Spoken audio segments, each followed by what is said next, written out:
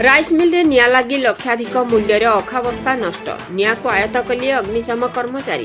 कोकसरा block Bangomunda स्थित जेके food rice mill रे सोमवार मध्याह्न निकटस्थ चाष जमी रे लागिथिबा नियारू पवन रे नियाहुळा उड़ी गोदाम रे थिबा अखा बस्तारी पड़िथिबा बेले घटनार किछि घंटा परे गोदाम रु निया हेबा देखि सुरक्षा रे थिबा कर्मचारी माने गोदाम गृह खोलिबा परे गोदाम रे थिबा पाखापाखि 50,000 ऊर्ध अखाबस्तारे निया लागिथिबा देखि मिल मालिक प्रशांत कुमार साहू को सूचना देथिले। पर मिल मालिक कोकसरा अग्निशम विभाग को सूचना देबा परे अग्निशम विभाग अधिकारी सुनील रंजन बारला नेतृत्व रे कर्मचारी माने मिल रे पहुंची गोदाम रे लागिथिबा निया को आयत्त करथिले। तेबे एही समय मध्य रे गोदाम रे थिबा 50,000 ऊर्ध अखाबस्ता नियारी पोड़ी पाउंस हो जाइथिला। तेबे एही अघटनरु मिलर अन्य कोनोसी गोदाम को निया व्यापी नथिबा बेले एक बड़ दुर्घटना को एड़ाई दिया जाइछि।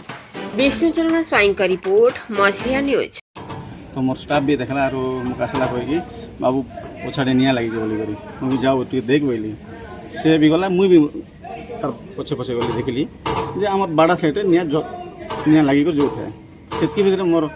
पाखे मोर बस्ता गोदाम अछि से बस्ता गोदाम के गोटे फुलकी आसी करी बोधे लागि जेथिबा तो हमके नहीं जाना पड़ा जेहेतु बस्ता गोदाम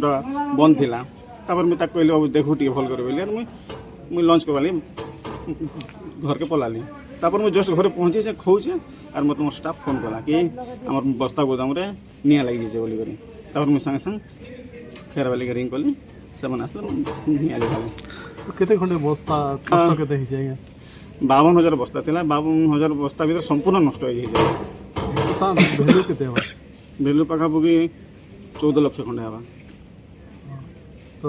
आउ काना नष्ट होई आ विशेष किसी नष्ट नहीं खाली मोर गनिया का नष्ट हो काना कहबे काना कहबी आउ जहाँ तो मोर भाग्य थिला हेरी गला तो बर्तमान मुई जेन अच्छे आमर इंडस्ट्री रूल रेगुलेशन हिसाब से जीवी गोटे इन्शुरांस सब लगी देवी जहाँ हवा हवा आया आपन ना ना मोर सुनील रंजन वाला कोकसरा पाटेशन काना कहबे सर काना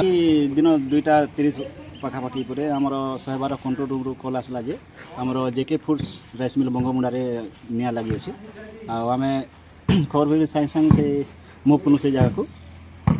आ देखलु बहुत परिमाण रे निया लगी धुआं भी प्रचुर मात्रा होता आम निया फायर एक्सटिंग्विश कलापर देखागला जे मिनिमम पाखापाखि आमर 50,000 बस्ता खंडे क्षति होती निया लगे कारण अनुमान कर आउटसोर्स नष्ट हो खाली आम अखा बस्ता 50,000 खंडे खाली नष्ट हो।